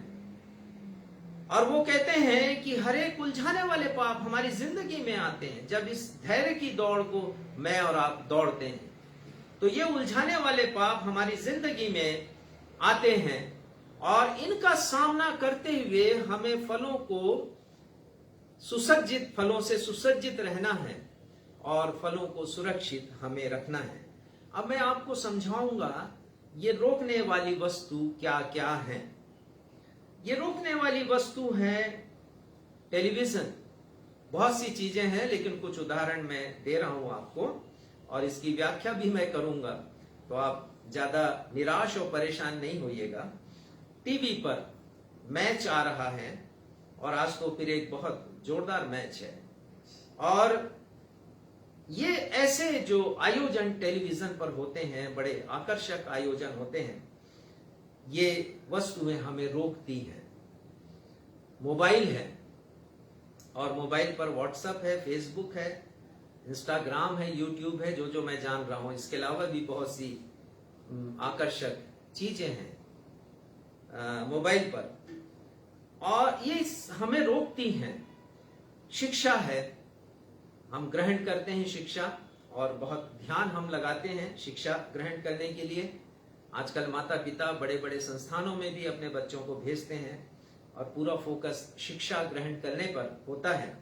हम नौकरी करते हैं और नौकरी दिलो जान से करते हैं ताकि अच्छी तनख्वाह मिले, प्रमोशन मिले, और हम व्यवसाय करते हैं, हम रोजगार करते हैं, भिन्न भिन्न प्रकार से हम काम करते हैं। ये चीजें भी हमें रोकती हैं। फिर हमारे हॉबीज होते हैं, शौक होते हैं, जिन्हें हम पूरा करते हैं। अनेक प्रकार के शौक हैं, अनेक प्रकार के, और मैं उम्मीद करता हूं कि आपको भी कोई ना कोई एक सकारात्मक शौक होगा ही होगा, आपकी रुचि होगी किसी काम को करने में। पर मैं आपको बताना चाहता हूं कि ये रोकने वाली वस्तु पाप नहीं है। रोकने वाली वस्तु पाप तब तक नहीं है जब तक ये आपके और परमेश्वर के मध्य जो संबंध है उसमें कोई बाधा निर्माण ना करे, कोई बाधा उत्पन्न ना करे। तब तक, जब तक ये हमारी प्रायोरिटीज नहीं है, इस जीवन में हम आए हैं तो हमें तो इन सब चीजों से होकर के गुजरना है। अब आप कह सकते हैं कि पास्टर साहब आप तो खुद अभी जो प्रसारण कर रहे हैं फेसबुक पर कर रहे हैं, और हम आपका वीडियो भी देखते हैं यूट्यूब पर, और आप व्हाट्सएप पर हमें संदेश भेजते हैं अपने आराधना के बारे में, और बहुत सी बातों का जिक्र भी आप करते हैं व्हाट्सएप पर। तो आप तो खुद ही पालन नहीं कर रहे हैं। तो क्या ये छोटे पाप नहीं है जो आप हमें शिक्षा दे रहे हैं? मैं आपको बताना चाहता हूं, ये तब तक गुनाह नहीं है, पाप नहीं है, जब तक ये आपके मध्य और परमेश्वर के मध्य दूरी ना करे। अब जरा गंभीरता से सोचिए कि कितनी बार ये चीजें आपको परमेश्वर से दूर कर देती हैं। टेलीविजन का कोई प्रोग्राम है, आप बड़े चाव से उसको देखते हैं, क्या वही लगाव, वही पैशन, वही जुनून परमेश्वर के प्रति है? क्या मोबाइल जिससे हम चिपके रहते हैं घंटों घंटों, क्या परमेश्वर से चिपके रहने में हमारा वही जीवन का मकसद होता है? आप किसी को भी ले लीजिए, शिक्षा ले लीजिए, नौकरी ले लीजिए, व्यवसाय ले लीजिए। कुछ लोग इनमें इस तरह डूब जाते हैं जैसे परमेश्वर से उनको कोई लेना देना नहीं है, और तब ये जिंदगी के पाप बन जाते हैं। उलझाने वाले पाप क्या हैं? ये वो पाप हैं जो हमें फंसा देते हैं। ये वो पाप हैं जो हमें अपनी लालसा में ले लेते हैं, अपनी अभिलाषा में ले लेते हैं, अपने लोभ में छल करके आकर्षित करते हैं, हमें बहकाते हैं। रोमियो 7:1 पढ़िएगा, 11 पढ़िएगा, रोमियो 7:11। ये उलझाने वाले पाप हमारे जीवन के सूक्ष्म पाप हैं। उदाहरण देना चाहूंगा वायरस का। वायरस चाहे किसी भी बीमारी का क्यों ना हो, हमारे जीवन में बहुत छोटे रूप में प्रवेश करता है, और यदि हम जागते हुए ना रहें, यदि हम सतर्क ना रहें, यदि हम सचेत नहीं रहें, तो जिस प्रकार वायरस से हमारी जिंदगी को खतरा होता है, हम समझ सकते हैं कोरोना वायरस के प्रभाव को। यदि हम सचेत नहीं हुए तो ये पाप हमें मार डालेंगे। ये मैं नहीं कह रहा हूं, परमेश्वर का वचन कह रहा। पढ़िएगा। क्योंकि पाप ने अवसर पाकर आज्ञा के द्वारा मुझे बहकाया और उसी के द्वारा मुझे मार भी डाला। आज्ञा के द्वारा, इसकी विवेचना भी मैं नहीं कर रहा हूं, ये बड़ा विषय अपने आप में, लेकिन आपको बताना चाहता हूं, संत पौलुस कह रहे हैं पाप ने अवसर पाकर मुझे बहकाया और उसी के द्वारा मुझे मार डाला। वायरस भी अवसर की तलाश में होते हैं। जैसे आपने मास्क नहीं पहना है तो अवसर मिल गया उसको आपके शरीर में प्रवेश करने का। वैसे ही पाप है, ये अवसर की तलाश में होते हैं। सूक्ष्म पाप, ये छोटी छोटी लोमड़ियां, ये सूक्ष्म पाप हमें बहकाते हैं। अंग्रेजी में बड़ा प्यारा शब्द है बेगुल। हमें बहकाते हैं, मोहित करते हैं, छल करके आकर्षित अपनी ओर करते हैं और आत्मिक दृष्टि से हमें जीते जी मार देते हैं, परमेश्वर का वचन कहता है। और ये छोटे पाप, ये सूक्ष्म पाप एक छोटे विचार के द्वारा ही हमारे जीवन में उत्पन्न होते हैं या प्रस्फुटित होते हैं। बुरे विचार मनुष्य के भीतर अर्थात मन या हृदय से जन्म लेते हैं। प्रभु यीशु मसीह ने कहा, उन्होंने कहा जब उन्होंने संदेश दिया, मरकुस 11वां अध्याय जो आज का सुसमाचार का पाठ है, और वो कहते हैं जिसके कान हो वो सुने। वो कहते हैं कि मेरी सुनो और समझो। क्या समझाना चाह रहे हैं? 18वां पद, उसने उनसे कहा, क्या तुम भी ऐसे ना समझो? क्या तुम नहीं समझते कि जो वस्तु बाहर से मनुष्य के भीतर जाती है वह उसे अशुद्ध नहीं कर सकती? जो वस्तु बाहर से भीतर आ रही है, अर्थात चर्चा हो रही थी कि भोजन वस्तु के ऊपर कि बिना हाथ धोए उन्होंने भोजन ग्रहण किया शिष्यों ने। प्रभु यीशु मसीह कह रहे हैं कि ये मन को अशुद्ध नहीं करती है। इसकी अशुद्धता के पीछे इतना मत भागो जितना अपने मन की शुद्धता या अशुद्धता के पीछे ध्यान लगाओ। और वो कहते हैं 20 पद में, जो मनुष्य में से निकलता है वही मनुष्य को अशुद्ध करता है। मनुष्य में से क्या निकलता है? प्रभु यीशु मसीह इसकी व्याख्या करते हैं, हमारे मन से क्या निकलता है। और जो उन्होंने व्याख्या की है उसमें सूक्ष्म पाप भी हैं और बड़े पाप भी हैं।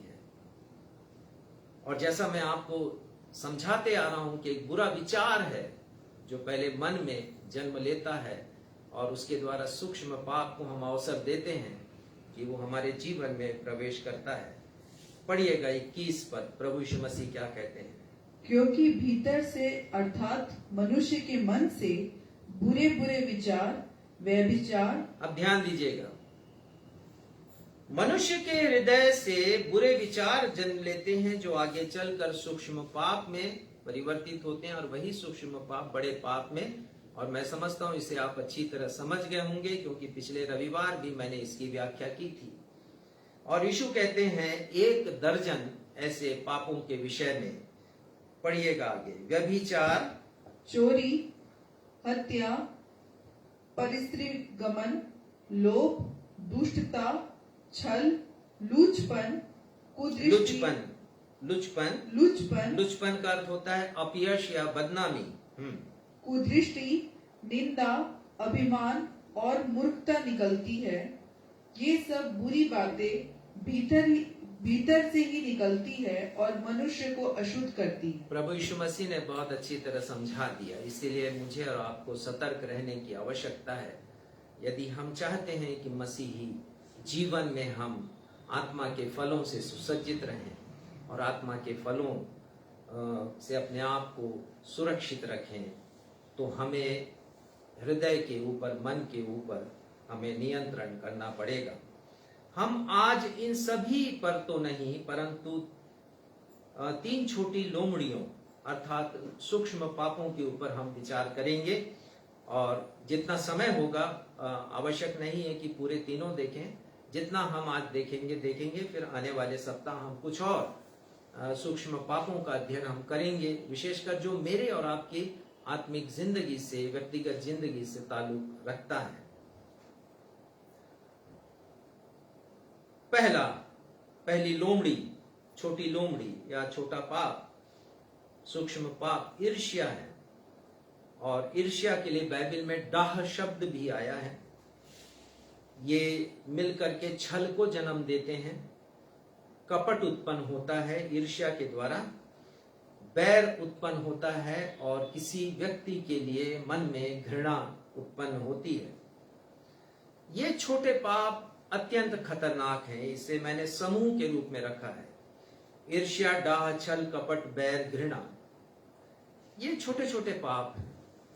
ये बहुत खतरनाक होते हैं। आप निकाल लीजिए नीति वचन 14:30। बाइबल में अनेक संदर्भ हैं और इस सूक्ष्म पाप के विषय में, जिसे मुख्य रूप से मैं ईर्ष्या कहूंगा, इसके ऊपर मैंने गहन अध्ययन आपके और अपने ज्ञान के लिए तैयार किया है। ये बड़ा ज्ञानवर्धक है। आप इसे सुनिएगा और हो सकता है कि आज हम केवल इसी का अध्ययन कर पाए। ईर्ष्या, ये छोटा सा पाप है लेकिन बड़ा खतरनाक होता है। दिखाई नहीं देता कि मन के अंदर क्या चल रहा है। हो सकता है कि जिसके मन में आपके प्रति ईर्ष्या हो वो मीठी मीठी बात आपसे कर रहा है, चिकनी चुपड़ी बातें, लेकिन मन में तो ईर्ष्या है उसके। पढ़िएगा 14:30।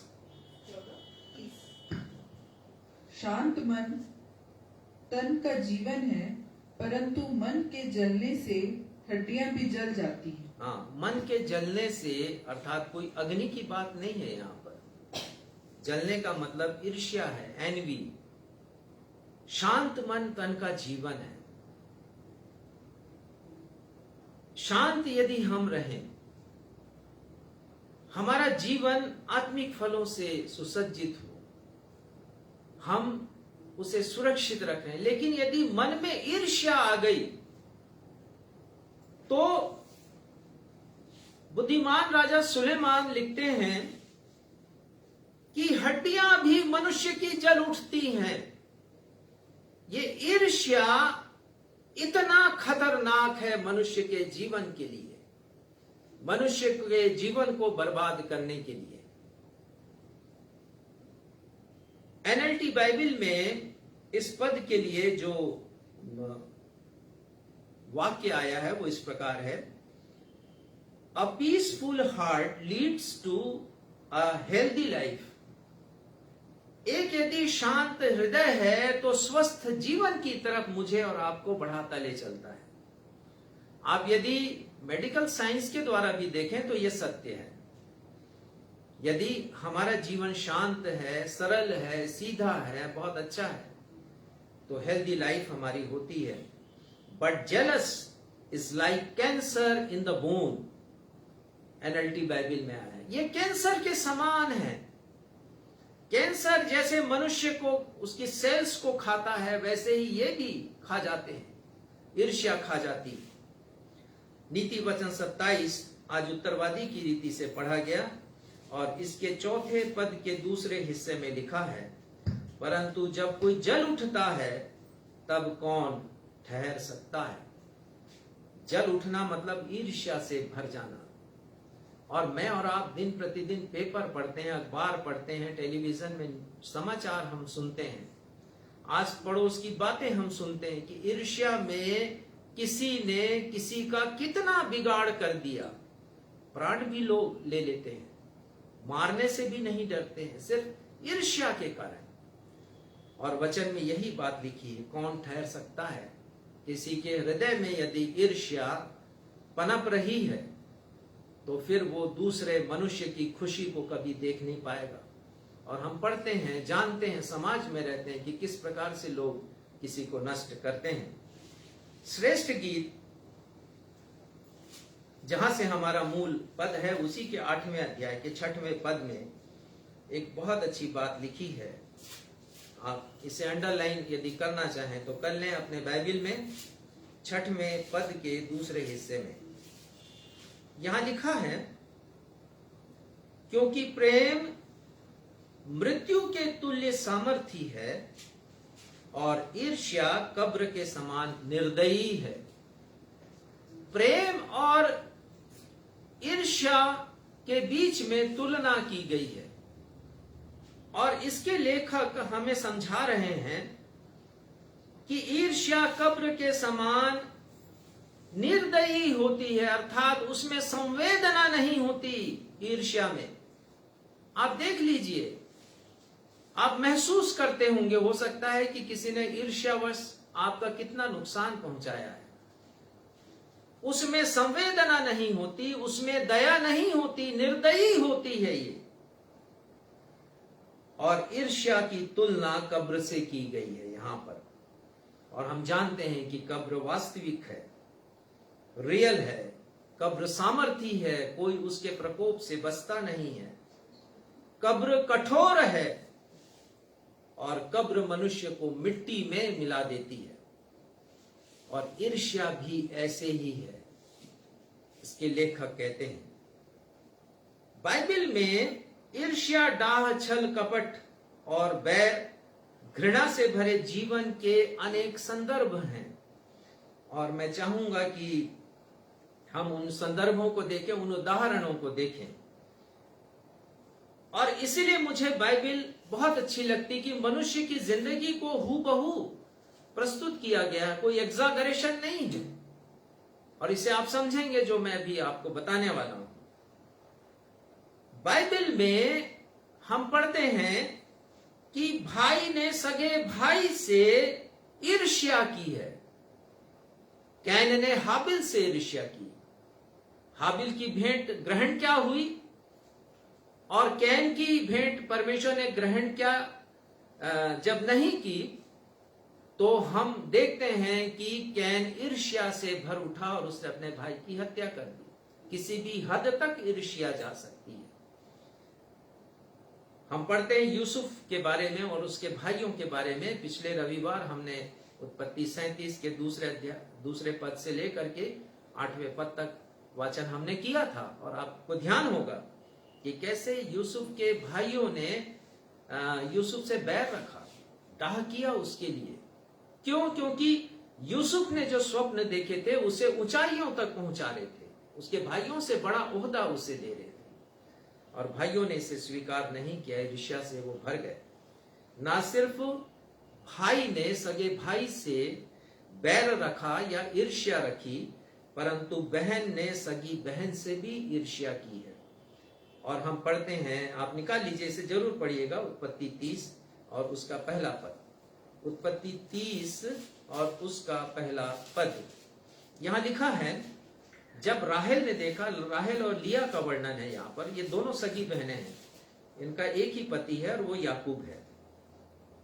जब राहेल ने देखा कि याकूब के लिए मुझसे कोई संतान नहीं उत्पन्न होता, तब वो अपनी बहन से डाह रखने लगी, ईर्ष्या रखने लगी। सगी बहन एक ही घर में रह रहे हैं और वो ईर्ष्या रख रही है। और हम देखते हैं आगे, आज का पाठ पढ़ा गया पहला शामुएल, उसके ऊपर भी हम विचार करेंगे। राजा शाऊल ने दाऊद से ईर्ष्या रखी, हमने यहां पर पढ़ा। और ये जो वाकयात है तब का है जब दाऊद ने गोलियत को मारा है और लोगों ने उसे हाथों हाथ उठा लिया है, क्योंकि इस्राएल की सेना विजयी हुई है गोलियत को मारकर। कोई भी आगे नहीं आ रहा था, सिर्फ दाऊद ही खड़ा हुआ उसका सामना करने के लिए। और जब दाऊद ने उसे मार गिराया तो लोगों ने उसे हाथों हाथ उठा लिया और उस विजय के लिए एक विजय जुलूस निकाला गया, जिसके बारे में 6वें पद में लिखा है, शाऊल राजा के स्वागत में वो जुलूस निकला। अब देखिए ईर्ष्या कैसे पनपती है। आपकी जिंदगी में भी हो सकता है कि बहुत से लोगों ने आपसे ईर्ष्या रखी हो, और ये बाइबल में हम सीखते हैं कि कैसे ईर्ष्या उत्पन्न होती है। ये जुलूस निकला है, विजय जुलूस, जिसमें महिलाएं डफ और तिकोने झांझ लिए हुए आनंद के साथ गा रही हैं, नाच रही हैं विजय जुलूस में। और वो विजय जुलूस राजा शाऊल का निकला है, लेकिन वो जो गा रही हैं वो शाऊल को पसंद नहीं आया और वही ईर्ष्या का कारण बना है। पद 7 में लिखा है, शाऊल ने तो हजारों को परंतु दाऊद ने लाखों को मारा।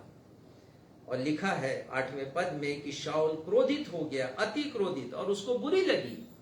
वो ईर्ष्या से भर गया, डाह से भर गया। 3 बार उसने दाऊद को मारने की कोशिश की। इतना डाह, इतनी ईर्ष्या कि जब ईर्ष्या जन्म लेती तो किसी के प्राण को लेने के लिए भी उतावली हो जाती है, बख्शती नहीं है। लिखा है 5वें पद के अंतिम हिस्से में कि दाऊद से सब प्रसन्न थे, और उस पूरी भीड़ में यदि कोई अप्रसन्न था तो वो केवल राजा शाऊल, जिसके सम्मान में वो जुलूस निकला था। और उसे ये बात पसंद नहीं आई। जीवन में, मेरे और आपके जीवन में, जब हम किसी उपलब्धि को पाते हैं, जब हम लोकप्रिय हो जाते हैं, तो बहुत से लोग नहीं बोलना चाहिए, कुछ ही लोग समाज में आपकी टांग खींचने के लिए, आपको अपमानित करने के लिए खड़े होते हैं। कैसे इसका पत्ता काटा जाए, क्यों ये मुझसे आगे बढ़ जाए। मेरे जिंदगी में बहुत से अवसर आए हैं, एक बार नहीं अनेक बार, जब लोगों ने मुझे मिट्टी में मिलाने की कोशिश की। वो उनकी जिंदगी के सूक्ष्म पाप थे, लेकिन परमेश्वर ने अनुग्रह किया। हेरोदेश राजा के विषय में हम पढ़ते हैं, उसने भी छल किया, ईर्ष्या की उसने उस छोटे बालक से जो राजा के रूप में जिसका जन्म हुआ, जिसे देखने के लिए ज्योतिषी आए। और वो कहता है ज्योतिषियों से मत्ती 2 और उसके 8वें पद में, यदि तुम्हें वो बालक मिल जाए तो मुझे भी बताना, मैं भी उसे नमस्कार करने के लिए, सलाम करने के लिए मैं जाऊंगा। यहूदियों एवं महायाजक ने प्रभु यीशु मसीह से छल किया। मत्ती 26 उसके 3 और 4 पद में हम पढ़ते हैं। बहुत से संदर्भ हैं, बहुत से उदाहरण हैं। बाइबिल ऐसे उदाहरणों से भरी पड़ी है जब लोगों ने ईर्ष्या की है, किसी को सताने के लिए, किसी को दुख देने के लिए, उसकी उपलब्धि को कम करने के लिए, उसे नीचा गिराने के लिए। हम कैसे बचें, ये बताकर मैं आज के संदेश को समाप्त करूंगा। हम कैसे बचें, ईर्ष्या रूपी सूक्ष्म पाप से हम कैसे बचें। हम प्रार्थना करें। भजन संहिता 37 उसके पहले पद में आप पढ़िएगा इसे। भजन संहिता 37 उसका पहला पद और उसके बाद पहला पत्रस 2 अध्याय उसका पहला पद पढ़िएगा। कुकर्मियों के कारण मत कुढ़। हाँ, देखिए राजा दाऊद लिखते हैं और परमेश्वर की ओर से ये वचन उसके पास आया है कि यदि कुकर्मी है, तेरे विरोध में यदि लोग खड़े हैं, तो उसके कारण तुम कुढ़ो नहीं, फ्रेट नॉट। उनके कारण तुम मन में कोई कुढ़न नहीं रखो। और आगे, कुटिल काम करने वालों के विषय डाह न कर। ऐसे लोग जो तेरे विरुद्ध षड्यंत्र करते हैं, कुटिल काम करते हैं, दुष्टता करते हैं, ऐसे लोगों के विषय में डाह ना कर, ईर्ष्या ना कर। तुम मत करो ईर्ष्या। मुझे और आपको बचना है। क्यों? जब हम नहीं करते हैं तो परमेश्वर उनको सजा देते हैं, दंडित करते हैं, क्योंकि वो न्यायी परमेश्वर है। मैंने अपनी जिंदगी में देखा है, जितनों ने मेरी टांग खींचने की कोशिश की, अपमानित किया है, उनका बुरा हश्र हुआ है परमेश्वर के द्वारा अद्भुत तरीके से, हम कभी सोच नहीं सकते। परमेश्वर का वचन कहता है कुटिल काम करने वालों के विषय में डाह ना कर। इसका मतलब है कि हम जैसे को तैसा व्यवहार ना करें, टिट फॉर टैट हम ना करें। पहला पत्रस 2 अध्याय पहला पद और मैं समाप्त करूंगा।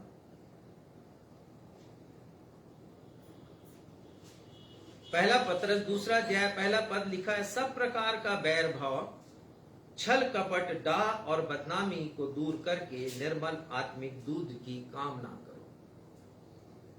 संत पौलुस ने लिखा है कि यदि हमारे मन में ईर्ष्या है, डाह है, छल है, कपट है, बैर भाव है, तो हम उसे दूर करें और निर्मल आत्मिक दूध की हम आकांक्षा अपने हृदय में करें। बाइबल कहती है कि प्रेम ईर्ष्या से अधिक ताकतवर है। देखिए, ईर्ष्या भी सामर्थी है, लेकिन उससे सुपर पावर यदि कोई है तो वो प्रेम है। पहला कुरिन्थियों 13 अध्याय के 4 पद में इस शक्ति का वर्णन है। और हम कैसे बचें, इसके बारे में संत पौलुस कहते हैं कि प्रेम डाह नहीं करता। जो ईर्ष्या करें हम उनसे प्रेम करें। प्रभु यीशु मसीह ने कहा, जो सताएं उन्हें आशीष दो, उनके लिए प्रार्थना करो, उनसे प्रेम रखो। सबोपदेशक का पद हम फिर से देख लें, क्योंकि यदि मैं इसे ना बताऊं तो अधूरा संदेश होगा। 6वां पद 8वें अध्याय का 6वां पद, जहां लिखा है कि प्रेम मृत्यु के तुल्य सामर्थ्य है। और इसके बाद 7वां पद वहां लिखा है, पानी की बाढ़ से भी प्रेम नहीं बुझ सकता, ना महानदों में डूब सकता है। यदि कोई अपने घर की सारी संपत्ति प्रेम की संगति दे दे तो भी वह अत्यंत तुच्छ ठहरेगी। व्याख्या करूंगा इसकी 6वें पद की। प्रेम मृत्यु के समान वास्तविक है, प्रेम मृत्यु के समान सामर्थी है, प्रेम की ज्वाला अग्नि की दमक है, वह एक एहसास है। प्रेम की ज्वाला परमेश्वर की ज्वाला है, वो एक ईश्वरीय गुण है जो मेरी और आपकी जिंदगी में होना आवश्यक है। प्रेम की ज्वाला को बाढ़ कभी बुझा नहीं सकती है। प्रेम की ज्वाला को समुद्र का विशाल जल डुबा नहीं सकता है। प्रेम अनमोल है। प्रेम के समक्ष ईर्ष्या, छल, कपट, डाह, बैर, घृणा सब तुच्छ हैं, इनका कोई मूल्य नहीं है। यदि मूल्य है तो केवल प्रेम का, वो अनमोल है। तो आइए हम इन अच्छे गुणों को अपने जीवन में रखें ताकि सूक्ष्म पापों का हम मुकाबला कर सकें। प्रेम के द्वारा हम इन बुरे विचार का और सूक्ष्म पाप का मुकाबला कर सकते हैं। आने वाले सप्ताह में मैं ये चौथा और अंतिम संदेश दूंगा, इसलिए आने वाले रविवार को आप न चूकें, अवश्य सुने। कुछ नई बातें मैं परमेश्वर के वचन से आपको बताऊंगा, कुछ ऐसे सूक्ष्म पाप जिन्हें हम नजरअंदाज कर देते हैं। आइए प्रार्थना करें। हमारे पिता, हम धन्यवाद देते हैं कि आप निरंतर हमारी सहायता कर रहे हैं। आत्मिक जीवन को हम कैसे सुसज्जित रखें, कैसे फलवंत करें, कैसे प्रभु यीशु मसीह की आज्ञा के अनुसार हम बहुत सा फल लाएं और साथ ही साथ अपने उन फलों की सुरक्षा भी हम कर सके, सुरक्षित रख सके आत्मिक जीवन को। और हमने देखा पिता की ईर्ष्या एक बहुत बुरा विचार है, हमारे मन में जगह बनाता है और फिर जब वो क्रिया रूप में परिणित होता है तो बहुत हानि भी पहुंचाता है दूसरों को। और होने दीजिए पिता कि हम सब मसीही इस सूक्ष्म पाप से अपने जीवन को बचा करके रखें ताकि फलवंत हो और पिता आप में हम जीवन को, मसीही जीवन को गुजार सकें, मसीहियत की असलियत को प्रकट कर सकें। आज के अध्ययन के लिए धन्यवाद देते हैं पिता। हम अपनी इस प्रार्थना को आपके बेटे हमारे मुक्तिदाता प्रभु यीशु मसीह के महान और सामर्थी नाम से मांगते हैं। सुनिए और ग्रहण कीजिए। हम सब अपने स्थानों पर खड़े हो जाएं, आशीष ग्रहण करेंगे। अब हमारे अद्वैत पिता परमेश्वर का प्रेम, हमारे उद्धारकर्ता प्रभु यीशु मसीह का अनुग्रह और शांतिदायक पवित्र आत्मा की सहभागिता हम में से हर एक के साथ अब से लेकर हमारे उद्धारकर्ता प्रभु यीशु मसीह के दूसरे आगमन तक हमेशा होती रहे। हम सब कहें आमीन। आमीन। आप सभी को जय मसीह की। जय मसीह।